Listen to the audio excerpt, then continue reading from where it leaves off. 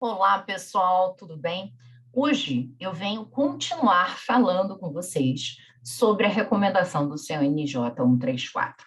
E aqui eu quero chamar a atenção para duas coisas. Uma, a preocupação que ela teve em recomendar a utilização da sistemática de formação de precedentes que o Código de Processo Civil trouxe, né? Ou seja, valorizar a utilização do incidente de assunção de competência, valorizar a utilização do IRDR, que parece ter sido um sistema trazido, e principalmente o IRDR, ele foi trazido pelo CPC, mas está sendo pouquíssimo utilizado. A maioria dos tribunais tem demorado demais para analisar a admissão e a possibilidade do IRDR e para processar esse incidente. E ele é extremamente importante para pacificar questões dentro do âmbito dos TRFs e dos TJs, já criando um precedente nesses tribunais que, obviamente, será levado para uma revalidação num repetitivo ou numa repercussão geral junto ao STJ ou ao STF, a depender se estamos a tratar de uma questão que tenha natureza infraconstitucional ou constitucional. Veja que interessante a colocação que ele faz em relação ao IRDR no artigo 23, né? Recomenda seus tribunais a prioridade na análise dos casos repetitivos em que se discuta a distinção em relação a precedentes relevantes e a avaliação da possibilidade de instauração do incidente de resolução de demandas repetitivas. E no 24 ele deixa claro, recomenda seus tribunais que avaliem o uso do incidente de resolução de demandas repetitivas para pacificação de temas de direito local com jurisprudência uniforme. Ou seja, uma forma do CNJ estimular esse incidente que parece não ter pego ainda junto aos tribunais e que, sem dúvida, seria uma forma muito interessante de trabalhar demandas em volume. Uma outra questão interessante são algumas recomendações que ele faz, por exemplo, no artigo 20, com relação à escolha dos precedentes. Olha só, recomenda-se que a comunicação e acesso às informações pertinentes aos precedentes sejam materializados mediante o registro em bancos ou cadastros de precedentes e no Banco Nacional de Precedentes. E também que todas as demais formas possíveis de divulgação, ou seja, vem aí trazendo a necessidade de conhecimento, divulgação dos precedentes. Isso é importante porque foi demonstrado também, naquele estudo que eu mencionei para vocês no vídeo 1 do INSPER, que os tribunais não conheciam os precedentes. Isso é um fato. Muitas vezes os próprios juízes de piso não conhecem os precedentes. E por não conhecerem, não aplicam, e com isso a gente demora muito mais até a produção de um resultado, a prolação de uma sentença, do que deveria. Porque tem casos que você não tem que analisar. É a aplicação do direito ao caso concreto, né? Então, ocorreu, subsumiu, acabou. Aplica-se aquilo ali. Então, isso é importante, né? Um outro ponto que é bastante interessante exatamente está no artigo 22, quando ele diz: recomenda-se que seja adotado o procedimento do recurso especial ou extraordinário representativo de controvérsia em situações que indiquem distinção ou superação de precedente. Ou seja, se verificou a necessidade de repensar a superação de precedente, você vai vincular isso via um repetitivo ou uma repercussão geral. Se você está querendo fazer uma distinção, da mesma forma, para que aquela distinção também tenha um efeito vinculante, né? E aí ele indica a questão de como é que vai ser escolhido esse precedente, né? Ele fala, vai se admitir 2 ou mais processos e sobrestar os demais, com a mesma questão jurídica, possivelmente distinta ou superada. Um outro ponto que eu acho extremamente relevante tem que ver com a suspensão.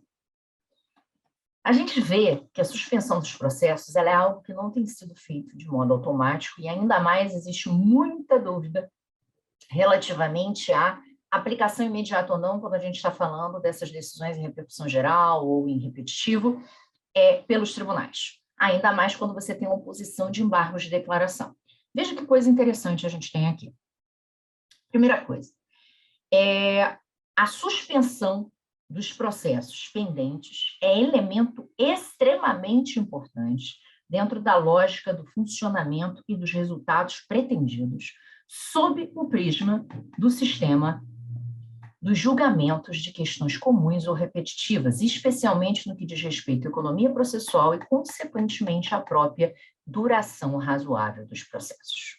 Então, veja, ele coloca a não suspensão como algo excepcional e a suspensão como sendo a regra, né? Ou seja, uma orientação para que realmente tenha essa preocupação. Os advogados já vinham reivindicando isso. e como não havia uma normativa específica, muitos tribunais deixavam rolar, não suspendiam e deixavam a aplicação.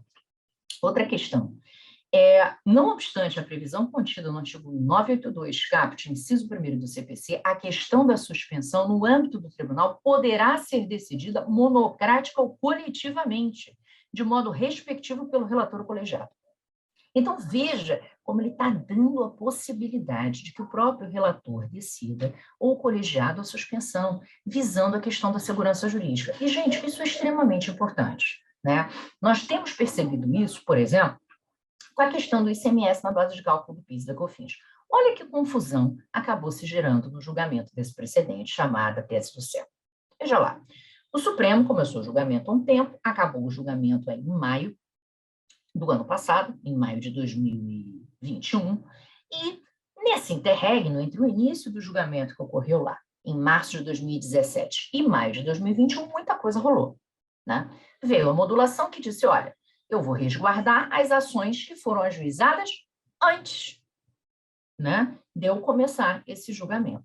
Acontece que o julgamento do mérito, né, do RS 574706 ocorreu lá em 2017, mas houve um pedido de modulação de efeito.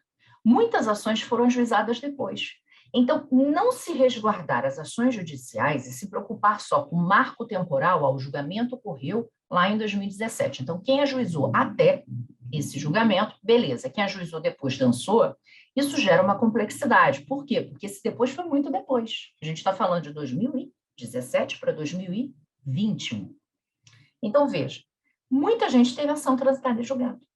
Aí, hoje, a gente está tendo ajuizamento incisório pela Fazenda. Por quê? Porque o Supremo, ele criou uma anomalia. Até então, a modulação do Supremo sempre foi resguardando quem ajuizou a ação. Nesse caso, ele não resguardou quem ajuizou a ação. Ele resguardou quem ajuizou a ação até a aprovação da decisão no RE. Então, vejam que isso gerou uma complexidade. E como não houve suspensão para o julgamento dos embargos, aguardando o julgamento dos embargos, muita gente transitou em julgado. Se tivesse ocorrido a suspensão dos processos, não teria ocorrido o trânsito em julgado, isso é fato. Né? Então, estaria todo mundo aguardando, e aí nessa modulação você não teria esse problema de estar com uma rescisória aí sendo ajuizada. Então, veja a complexidade que foi gerada por essa decisão. Além dela sair de uma lógica normal da jurisprudência do Supremo, ela também não gerou, porque ela não acarretou a suspensão dos processos, ela não gerou uma segurança jurídica, e hoje a gente está tendo uma nova briga em relação a essa questão. Um outro ponto que também é bastante relevante é a indicação de que a formação do precedente ela tem que ser julgada em prazo razoável. É necessário que se veja isso. Ou seja, não dá para a gente demorar 3 anos para julgar uns embargos de declaração. Não dá para a gente fixar um entendimento com tanto tempo, 6 anos uma DI, demorando para ser julgado no tribunal. Né? Um outro ponto que é bastante importante, que está no artigo 28, diz o seguinte: para que o sistema de precedentes funcione a contento, veja, deve ser eficiente, sendo fundamental, para tanto, que os tribunais de segundo grau e as cortes superiores possam julgar rapidamente as questões centrais comuns controversas e que tenham propiciado ou estejam ainda fomentando controvérsias repetitivas. Ou seja, uma ordem para que você priorize esse sistema. A lógica é: vamos julgar em precedente, vamos criar vinculantes para que a gente possa ter segurança jurídica. 2 últimos pontos que eu queria chamar a atenção dessa resolução tem que ver com o que eu já tinha mencionado antes. Um deles é o seguinte: recomendam-se aos tribunais que se atenham, no juízo de admissibilidade do incidente de resolução de demandas repetitivas, somente aos requisitos legalmente estabelecidos no artigo 976 do CPC, levando em consideração a análise da conveniência quanto à quantidade de processos e ao risco à isonomia.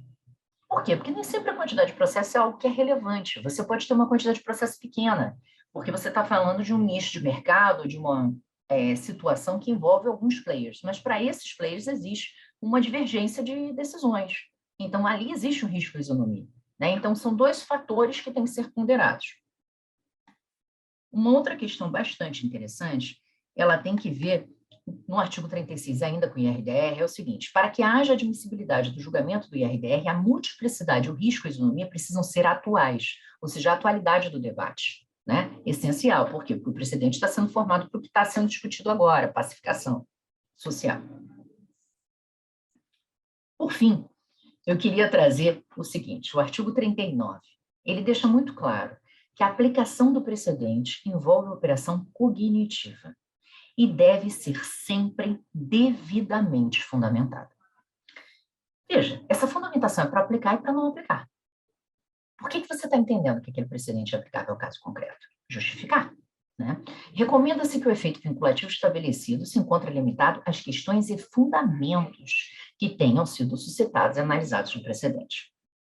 Uma outra coisa importante está no artigo 40, e essa aqui eu peço que vocês tenham muita atenção. Olha só, recomenda-se que para efetuar uma interpretação sistemática e teleológica coerente da previsão esculpida no artigo 1041 do CPC, a possibilidade de manutenção do acórdão pelo Tribunal ACO, mencionada pelo dispositivo, somente seja tido por autorizada quando houver reconhecimento da distinção entre o caso concreto e a tese firmada pelo Tribunal Superior, ou quando haja superação de tese, em razão da formulação ou acolhimento de fundamentos jurídicos não enfrentados, observação, não enfrentados, pelo Tribunal Superior quando julgamento da questão de direito. Ou seja, não é porque você não concordou com o julgamento do tribunal, é porque existe uma situação que não foi avaliada.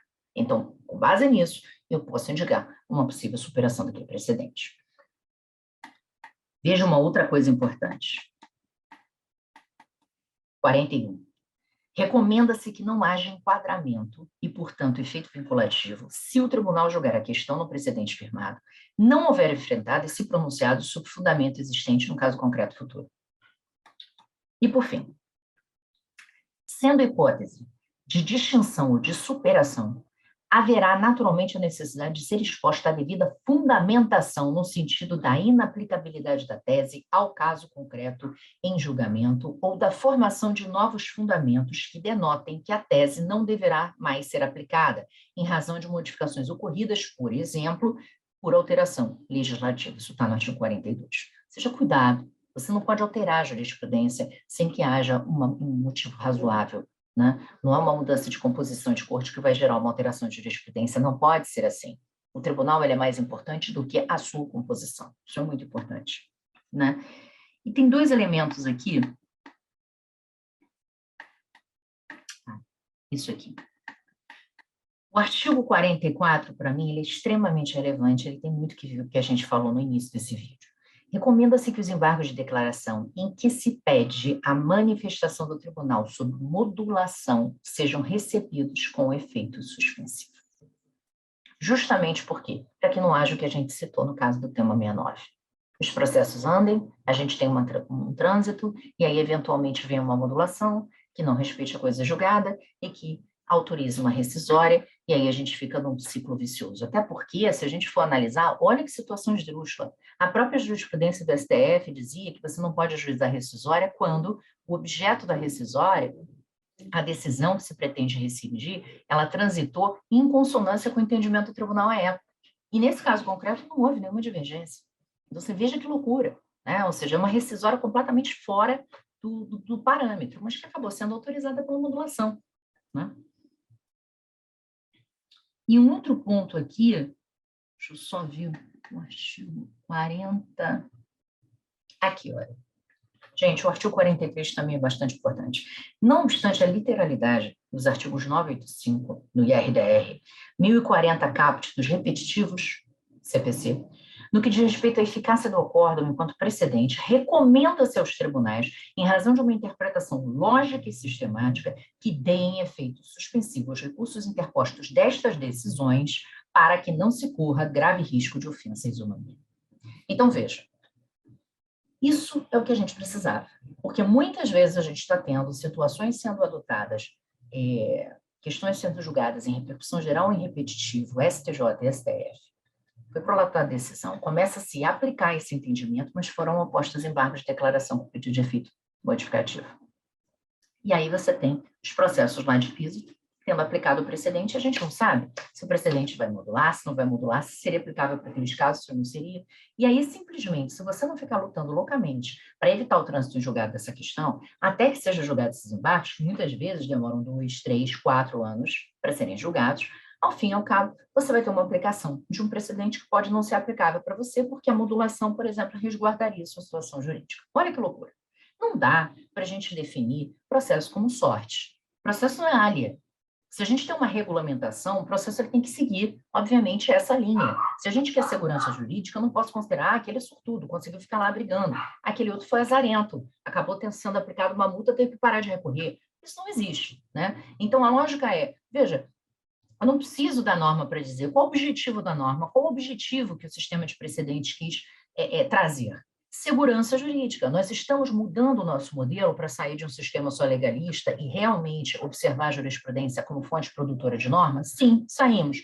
Então, já que estamos nessa nova vibe, precisamos nos adequar e precisamos ter cuidado na criação dessa nova norma, da mesma forma que o legislativo tem, não é? A gente está produzindo norma jurídica, a gente está orientando conduta. Né? Então, eu preciso resguardar as pessoas que estão seguindo aquela nova norma. Eu preciso entender o momento de aplicação para aquela nova norma. Então, sempre que eu tiver o risco de haver uma modulação temporal, a orientação é que não se aplique imediatamente o precedente, se suspenda o processo, aguardando aí o que venha a ser decidido nos embargos de declaração, quando houver essa decisão. Com isso, a gente evita novas discussões e novos desdobramentos, como a gente está vendo que efetivamente estão ocorrendo hoje, frente ao tema 69.